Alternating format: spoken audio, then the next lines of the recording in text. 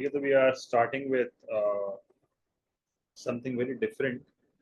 मतलब कोई market structure अभी हम स्टार्ट नहीं कर रहे, जो भी हम चीज पढ़ रहे हैं ना वो है प्राइस डिस्क्रिमिनेशन।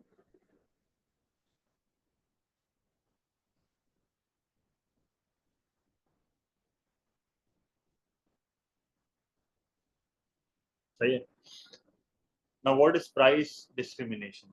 जब हम प्राइस डिस्क्रिमिनेशन की बात करते हैं तो सबसे पहले you should be knowing the basic definition of price discrimination. Basic definition of price discrimination क्या होती है?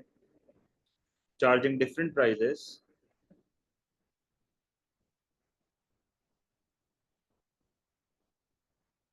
To different consumers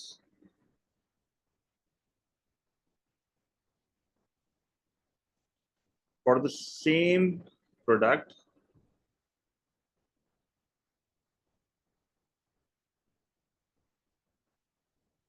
reasons not associated to cost। मतलब आप डिफरेंट कंज्यूमर से डिफरेंट प्राइजेस चार्ज तो कर रहे हो, but the reason is not cost. अक्सर बच्चे ये समझते हैं कि अगर मैं किसी कंज्यूमर से कम प्राइस चार्ज कर रहा हूँ तो मैं इसलिए चार्ज कर रहा हूँ कि मुझे सस्ता पड़ रहा है, मैं किसी कंज्यूमर से ज्यादा प्राइस चार्ज कर रहा हूँ तो मैं इसलिए चार्ज कर रहा हूँ कि मुझे महंगा पड़ रहा है। ऐसा कुछ भी नहीं। प्राइस डिस्क्रिमिनेशन का कॉस्ट से कोई लेना देना नहीं होता। There are three types of price discrimination, जो कि मैं बहुत बार जिक्र कर चुका हूँ मार्केट स्ट्रक्चर, जब हमने परफेक्ट कॉम्पिटिशन, मोनोपोली और मोनोपोलिस्टिक पढ़ा। ओलिगोपोली से पहले मैं नॉर्मली ये पढ़ाता हूँ। तो there are three types of price discrimination. जो सबसे पहला प्राइस डिस्क्रिमिनेशन आप पेपर में नॉर्मली देखोगे ना, उसको बोलते हैं फर्स्ट डिग्री प्राइस डिस्क्रिमिनेशन। सही है ना। What is first degree price discrimination? First degree price discrimination के ना कुछ पॉइंटर्स मैं आपको लिखवा रहा हूँ। सबसे पहला पॉइंट यहाँ पर यह है कि फर्स्ट डिग्री प्राइस डिस्क्रिमिनेशन का रूल क्या होता है? Where there is no set price, where there is no set price in the market, where there is no set price in the market। सही है पहली चीज। दूसरा बहुत इंपॉर्टेंट यहाँ पर पॉइंट क्या है? Producers set prices as per consumers willingness to pay.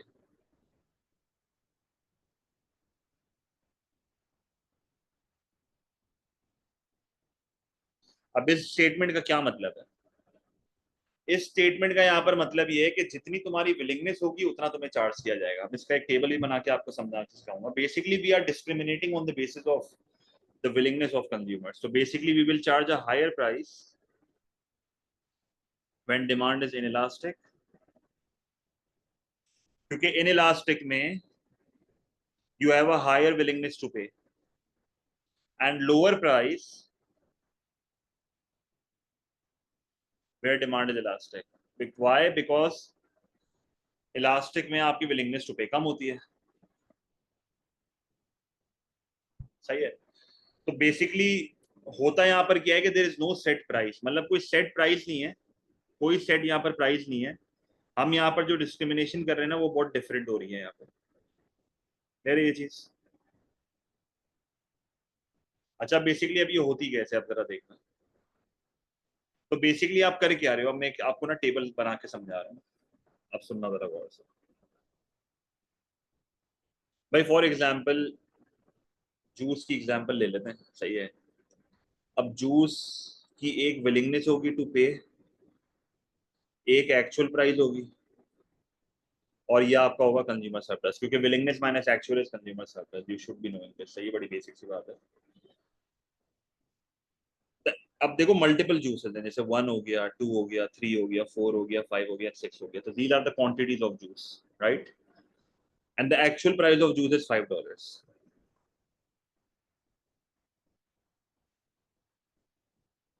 अब एक ऐसा प्रोड्यूसर जो डिस्क्रिमिनेशन कर ही नहीं रहा है, एक ऐसा प्रोड्यूसर जो डिस्क्रिमिनेशन नहीं कर रहा है। सही है। विदाउट डिस्क्रिमिनेशन,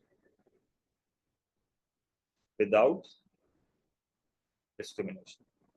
अगर मैं डिस्क्रिमिनेशन नहीं कर रहा ना, तो मेरा टोटल रेवेन्यू बहुत सिंपल है। मैं सिंपली क्या करूंगा? प्राइस को क्वांटिटी से मल्टीप्लाई करूंगा। मेरी प्राइस है $5, मेरी क्वांटिटी है 6, तो मैं 6 से इसको मल्टीप्लाई करूंगा, मेरा रेवेन्यू होगा $30। तो this is my revenue, this is what I am earning without discrimination. With discrimination क्या होगा जरा सुनो। विथ डिस्क्रिमिनेशन क्या होगा? डिस्क्रिमिनेशन के साथ अगर आप नोटिस करो ना तो यहाँ पर गेम थोड़ी डिफरेंट है। क्या डिफरेंट है? आप यहाँ पर उससे एक्चुअल प्राइस चार्ज नहीं कर रहे हो, आप यहाँ पर उससे एक्चुअल प्राइस चार्ज नहीं कर रहे हो, you are charging their maximum willingness. अब जैसे फॉर एग्जांपल भाई, जब आप इनिशियली एक चीज को कंज्यूम करना स्टार्ट करते हो तो आपकी विलिंगनेस बहुत ज्यादा होती है, सही है। पर विद टाइम जैसे जैसे आपकी कंजम्पशन बढ़ती है तो विद टाइम आपकी विलिंगनेस टू पे कम हो जाती है। हमने यूटिलिटी के टॉपिक में पढ़ लिया था। तो for the first unit your willingness will be highest, फिर जैसे जैसे यूनिट्स बढ़ेंगे आपकी विलिंगनेस टू पे कम होना शुरू हो जाएगी, क्योंकि जब आप एक चीज को बार बार कंज्यूम करोगे तो आपकी विलिंगनेस टू पे अब कम होना शुरू हो गई। तो कंज्यूमर सरप्लस आपका इनिशियली पहले 5 था, फिर आपका कंज्यूमर सरप्लस 4 हो गया, फिर आपका कंज्यूमर सरप्लस 3 हो गया, फिर 2 हो गया, फिर 1 था और फिर 0 हो गया। इसका मतलब ये हुआ कि जैसे जैसे आप एक गुड की कंजम्पशन को बढ़ा रहे हो तो विद टाइम जो आपकी विलिंगनेस टू पे है वो कम होना शुरू हो जाती है। तो एक A2 के स्टूडेंट को ये मुझे ज्यादा डिटेल में समझाना नहीं चाहिए क्योंकि यूटिलिटी में पढ़ चुके हैं। तो अगर आप विद डिस्क्रिमिनेशन चलोगे ना तो आप कंज्यूमर से एक्चुअल प्राइस चार्ज नहीं करोगे। पहले यूनिट के लिए आप उससे चार्ज करोगे $10, दूसरे यूनिट के लिए आप उससे चार्ज करोगे $9, तीसरे यूनिट के लिए आप उससे चार्ज करोगे $8, चौथे यूनिट के लिए $7 चार्ज करोगे, फिर $6 चार्ज करोगे और फिर जो है वो $5 चार्ज करोगे। जब आप इन सारी प्राइजेस को आपस में ऐड कर दोगे तो जो अमाउंट आपके पास आएगी ना वो $45 आएगी। तो with discrimination you are earning $45। इसका मतलब ये हुआ कि आपने कंज्यूमर सरप्लस पूरा कैप्चर कर लिया। तो बेसिकली आप फर्स्ट डिग्री डिस्क्रिमिनेशन में क्या करते हो कि you charge the maximum willingness which a consumer is willing to pay, और वही उसकी प्राइस होती है। तो बेसिकली आप कर क्या रहे हो कि अगर मैं 5 4 3 2 1 इन सबको अगर आपस में ऐड करता हूं ना तो this is $15। $15 is the total consumer surplus. और आप अगर फर्क नोटिस करो तो विदाउट डिस्क्रिमिनेशन मेरा रेवेन्यू $30 था, विद डिस्क्रिमिनेशन मेरा रेवेन्यू $45 है। तो बेसिकली हमने जो चीज अभी करी है वो क्या करी है? हमने बेसिकली क्या करा कि हमने फर्स्ट डिग्री प्राइस डिस्क्रिमिनेशन करी and we captured the consumer surplus and converted into our revenue. तो बेसिकली $30 के अंदर जब $15 ऐड हो जाएगा तो आपका रेवेन्यू जो है वो $45 हो जाएगा। तो ये हरकत जो आप करते हो ये विद डिस्क्रिमिनेशन करते हो, and this is what first degree price discrimination is. इसका मतलब ये हुआ कि आप कंज्यूमर से चार्ज कर रहे हो according to their willingness to pay. So you are charging a price each consumer the maximum they are prepared to पे।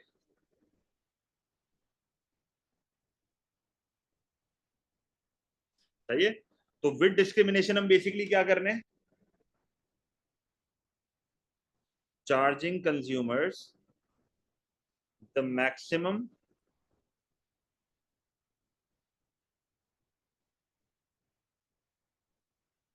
दे are prepared to pay. Legal तो सब है भाई, गलत क्या कर रहा है? गलत थोड़ी कर रहा है, बिजनेस है उसका। क्या ये लॉजिकली पॉसिबल है? इतना इतना आसान है क्या ये करना? खाली ये सोच के बताओ मुझे, ये इतना रियलिस्टिक है या नहीं है? तो आपको क्या लगता है, ये रियलिस्टिक है क्या? ये आसान है करना? मतलब रियलिटी में इज दिस पॉसिबल और नॉट? Not realistic. सही है। तो इतना रियलिस्टिक नहीं है। आपको नहीं पता उसके दिल में क्या चल रहा है, उसकी विलिंगनेस टू पे क्या है। अब देखो, मोबिल सेल्स डिफरेंट मार्केट्स, तो डिफरेंट मार्केट से एक अलग डिस्क्रिमिनेशन होती है। सही है। तो ये पहली डिस्क्रिमिनेशन है जो रियलिटी में इतनी एग्जिस्ट नहीं करती। अच्छा, जो दूसरी वाली अब मैं आपको बता रहा हूँ ना वो रियलिटी में एग्जिस्ट करती है। अब दूसरी वाली प्राइस डिस्क्रिमिनेशन क्या है? जो अब पहली वाली क्या थी? First degree price discrimination. दूसरी क्या होती है? Second degree price discrimination. Now what is second degree price discrimination? Second degree price discrimination जो है वो बेसिकली क्या होती है? अब गौर से सुनना है ये भी। Discounts may be offered discounts may be offered on bulk purchase।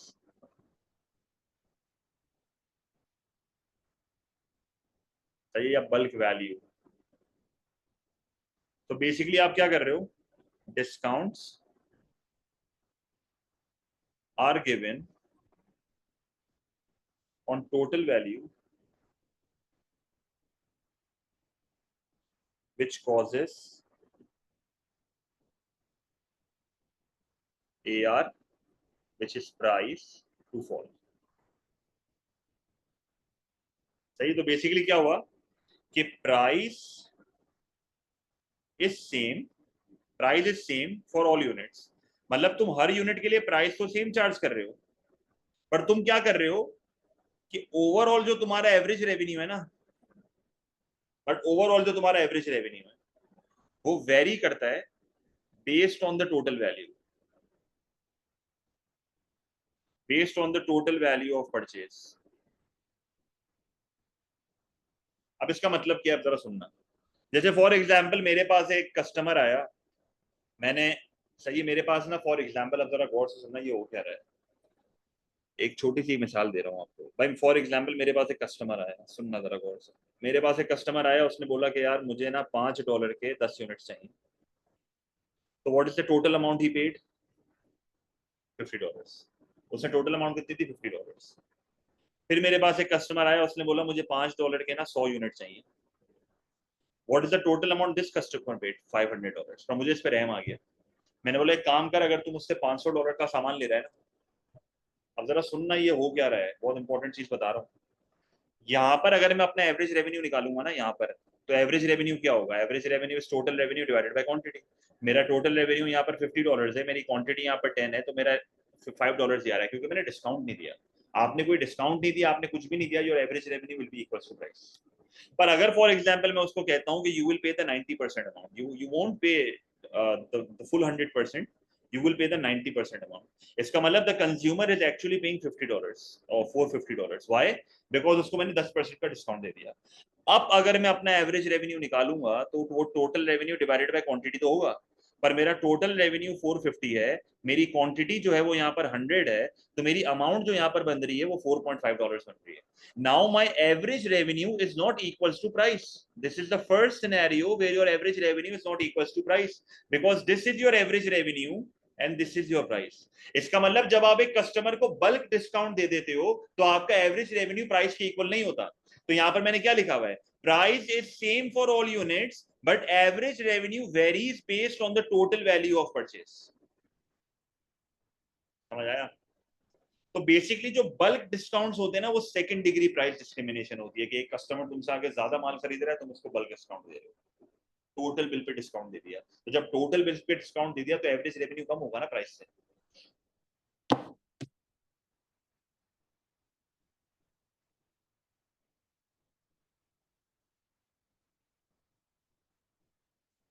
सही, तो मैं इसको और आसान करके लिख रहा हूं। Without discount, without discount AR is equals to price. Why? Because price भी $5 है, AR भी $5 है, पर with discount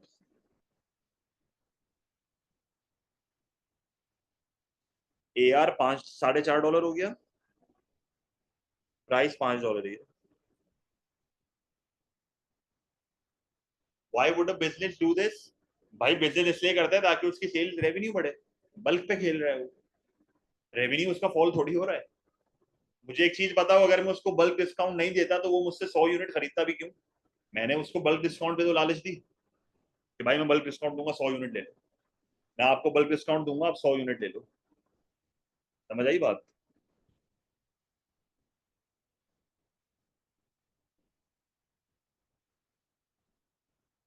सही, तो basically you are charging consumers different prices for successive blocks of consumption. मतलब आपने ब्लॉक्स बनाए हुए हैं, इस अमाउंट पे ये डिस्काउंट, इस अमाउंट पे ये डिस्काउंट, इस अमाउंट पे ये डिस्काउंट, तो एवरेज रेवेन्यू प्राइस इक्वल नहीं होगा।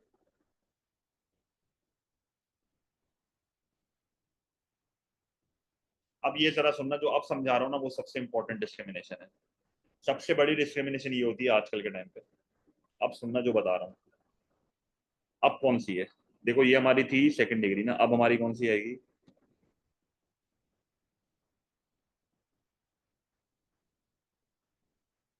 Third degree. यही मतलब है मंसूर इसका, थर्ड डिग्री प्राइस डिस्क्रिमिनेशन, यही सबसे कॉम्प्लिकेटेड होती है और यही पेपर में सबसे ज्यादा लिखनी होती है। सही, अब जरा सुनना, ये है क्या? Charging different prices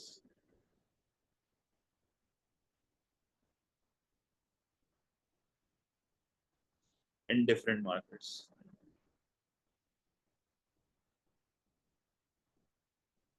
charging different price in different markets, ये बड़ी इंपॉर्टेंट चीज है। रिक्वायरमेंट्स है यहाँ पे, ये ऐसे करना पॉसिबल नहीं है, यहाँ पे कुछ रिक्वायरमेंट्स है।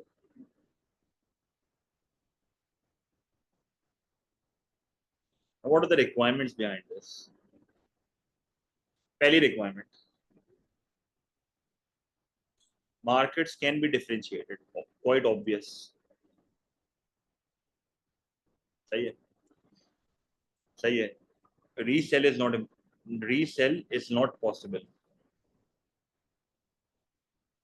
मतलब ऐसा ना हो कि एक कस्टमर एक मार्केट से सस्ते में खरीद रहा है, दूसरे मार्केट में महंगे में जाके बेच रहा है, ये पॉसिबल ना हो। दूसरा, lack of information between markets, वही बात है कि कस्टमर को नहीं पता होना चाहिए कि दूसरी मार्केट्स में क्या चल रहा है। सही, तो वही वाली चीज यहां पर भी आ गई। अच्छा, एक और चीज, डिफरेंट लेवल्स ऑफ पीईडी, क्योंकि PED is the centre of attraction जब आप प्राइस डिस्क्रिमिनेशन करते हो, तो different levels of PED in different markets. सही, and you should be having the price setting ability. इसका मतलब ये हुआ कि परफेक्ट कंपटीशन में तो ये पॉसिबल ही नहीं है ना, you should be a price maker to do this, you should be a price maker to do this. अगर आप प्राइस मेकर नहीं हो तो फिर तो आपकी औकात से बाहर है, आप ये कर ही नहीं सकते। सही है, सही है। अब जरा देखना होता क्या है।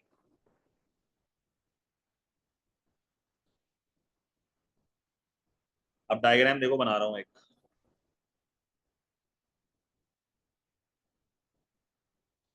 यहाँ पर लिखा price,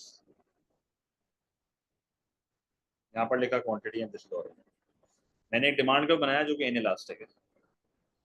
this is the maximum willingness. सही है, तो दिस इज मार्केट है, दिस इज मार्केट है। सही है, ये मार्केट है बेसिकली, ये फॉर समझो फॉरेन मार्केट है। सही, बस ये मार्केट है, इसको ऐसे समझ लो, दिस इज मार्केट है, दिस इज मार्केट है। इसको अलग पीस पे कर लेते हैं तो बेहतर है जरा।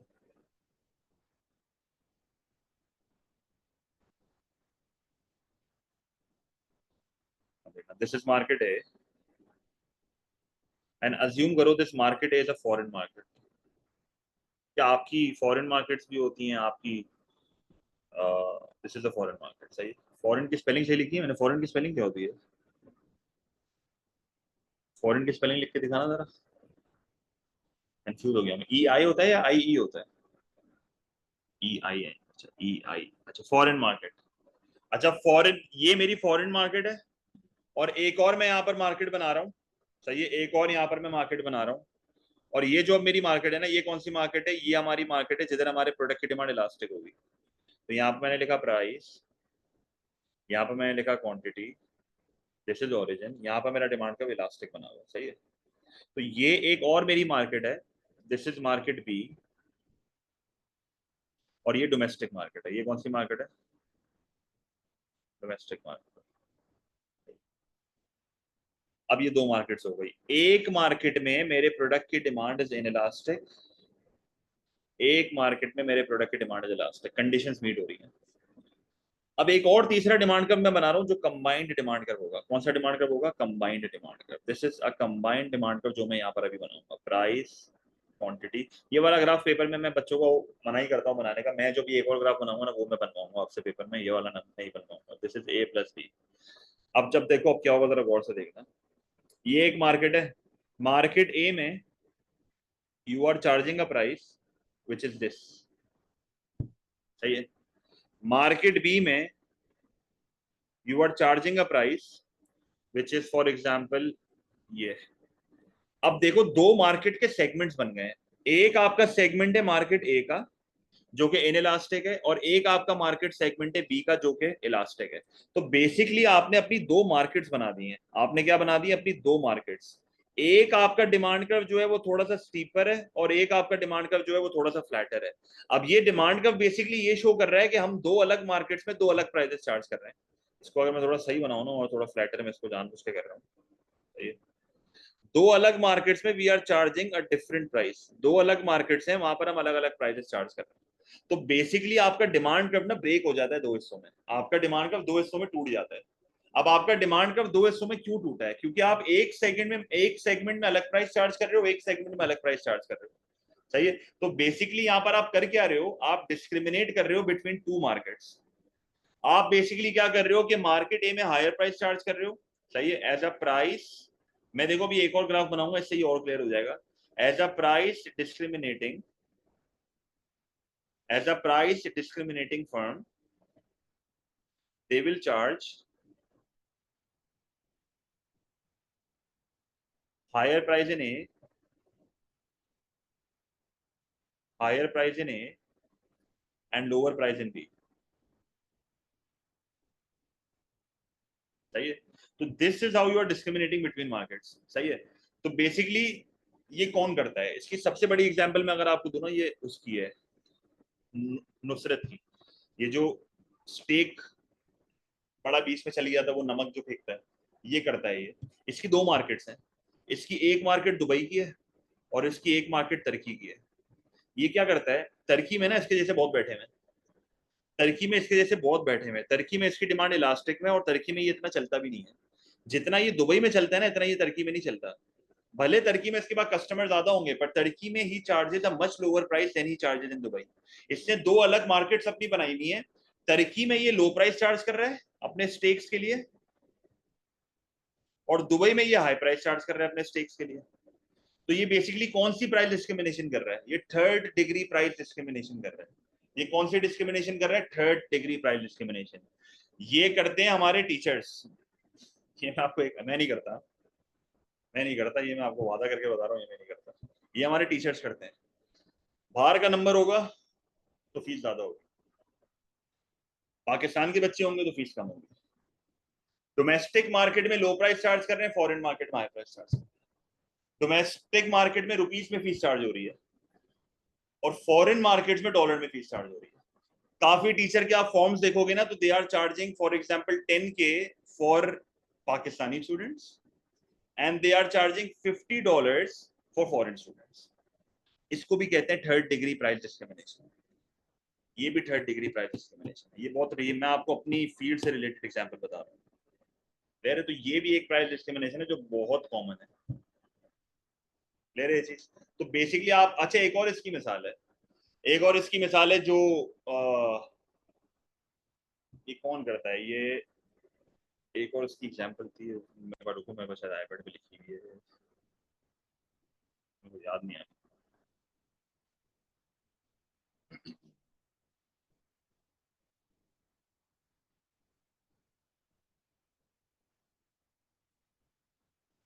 ये उसमें भी होता है, पब्लिक ट्रांसपोर्ट में होता है ये। पब्लिक ट्रांसपोर्ट में कैसे होता है जरा सुनना। पब्लिक ट्रांसपोर्ट में कुछ कंट्रीज में जो वो होते हैं, यंग पॉपुलेशन जो होती है, और एक ओल्ड और एक एल्डर पॉपुलेशन होती है। यंग पॉपुलेशन से कम चार्ज करते हैं, एल्डर पॉपुलेशन से ज्यादा चार्ज करते हैं। ये भी डिफरेंट मार्केट्स हैं। आपकी पब्लिक ट्रांसपोर्ट भी ये करती है कि एक डिफरेंट एजेस के लोगों से डिफरेंट प्राइस चार्ज हो रही है, यंगर से डिफरेंट प्राइस चार्ज हो रही है। ये काफी कंट्रीज में होता है। इसको भी थर्ड डिग्री कहते हैं। मतलब ये भी एक दो अलग मार्केट्स ही हैं आपकी, एक आपकी एल्डर मार्केट है, एक आपकी यंगर मार्केट है। तो एल्डर और यंगर में वैसे ही कोई इतना लिंक नहीं होता ना, कोई उसमें इंफॉर्मेशन वो हो रही होती है, एक्सचेंज हो रही होती है। तो ये चीजें पब्लिक ट्रांसपोर्ट में भी होती हैं, वहां पर भी ये बहुत कॉमन है। तो ये चीज वहां पर भी बहुत कॉमन है। समझ आइए बात।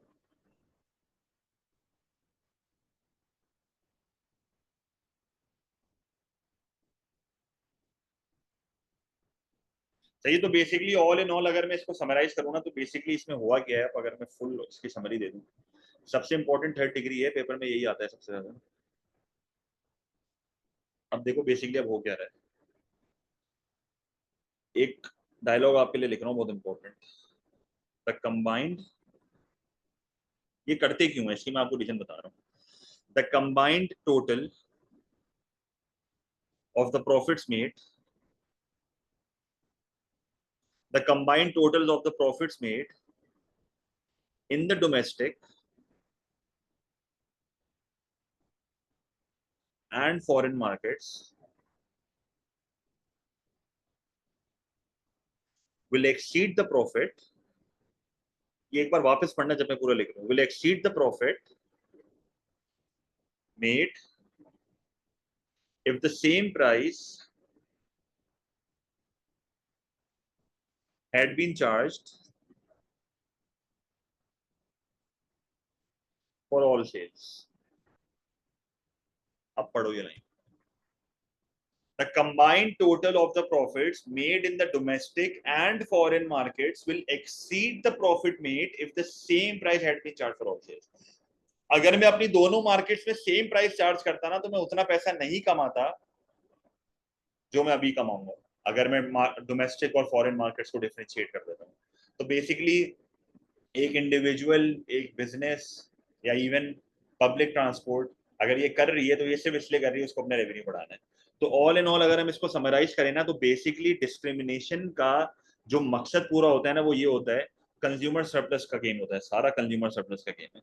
तो बेसिकली अगर मैं इसको समराइज करूँ ना, तो बेसिकली आप क्या कर रहे हो थ्रू प्राइस डिस्क्रिमिनेशन. अभी मैं इसका एक और ग्राफ बना रहा हूँ जो कि मैं आपसे पेपर में बनवाऊंगा. Through discrimination firms aims to capture consumer surplus as abnormal profits. ये और प्राइस डिस्क्रिमिनेशन के लिए जो सबसे इंपॉर्टेंट चीज जो मुझे लगती है ना, वो जो है, मैं ये वैल्यूएशन में भी लिखवाता हूँ. प्राइस डिस्क्रिमिनेशन के लिए जो मुझे सबसे इंपॉर्टेंट चीज लगती है वो ये लगती है, मेरा ओपिनियन ये, नॉन प्राइस कंपटीशन बहुत होना चाहिए. प्राइस डिस्क्रिमिनेशन के लिए नॉन प्राइस कंपटीशन बहुत जरूरी है. अगर आप एडवर्टाइजमेंट वगैरह पे काम नहीं करोगे और अगर आप लोगों को इन्फ्लुएंस नहीं करोगे ना थ्रू एडवर्टाइजमेंट, उनकी इन्फॉर्मेशन को अगर आप डिस्टॉर्ट नहीं करोगे, उनको अपने प्रोडक्ट को अगर सही से बेचोगे नहीं, उनको सस्ता शो नहीं करोगे, तो शायद आप इसमें सक्सेसफुल ना हो, आप नहीं कर पाओगे कभी भी. सही है. तो पेपर में हम क्या डायग्राम बनाएंगे, पेपर वाला ग्राफ देख लो. पेपर में क्या डायग्राम बनाएंगे जरा देख लो. यहाँ पर लिखा प्राइस कॉस्ट रेवेन्यू, यहाँ पर लिखा क्वांटिटी, यहाँ पर लिखा ऑरिजिन. एक बनाया ए आर और एक बनाया एम आर. सही है. तो ये वाला जो ए आर है ना, ये हमारी फॉरेन मार्केट है. और अब एक ए आर बना रहा हूँ और एक एम आर बना रहा हूँ. अब एक ए आर और एम आर मैंने बनाया है, अब एक ए आर और एम आर मैंने बनाया है जो कि मेरी डोमेस्टिक मार्केट का है.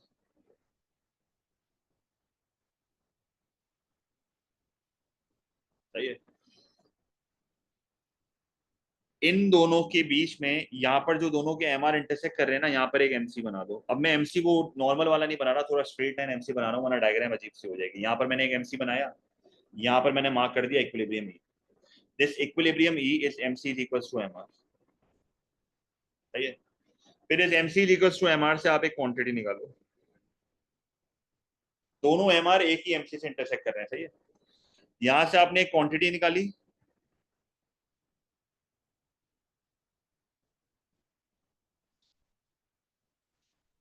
यहां से आपने एक क्वांटिटी निकाली, ये क्वांटिटी टकरा रही है फॉरेन मार्केट के एआर पे.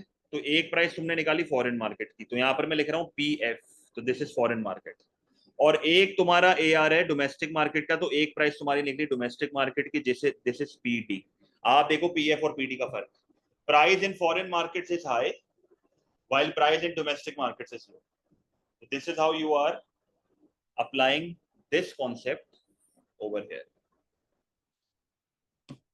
Right? The combined total of profits made in the domestic and foreign market will exceed the profit made if the same price had been charged. समझ आ गई.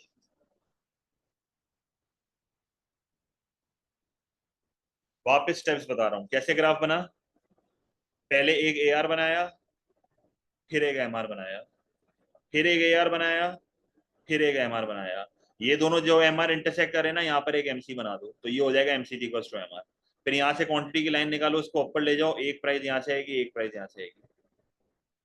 सही है। प्रॉफिट को शीट नहीं करेंगे यहाँ पे क्योंकि मैंने एवरेज टोटल कॉस्ट नहीं बनाई है, पर यहाँ पर मैं कॉन्सेप्ट शो कर रहा हूँ कि how you are discriminating between your markets, how you are discriminating between your markets. सही है।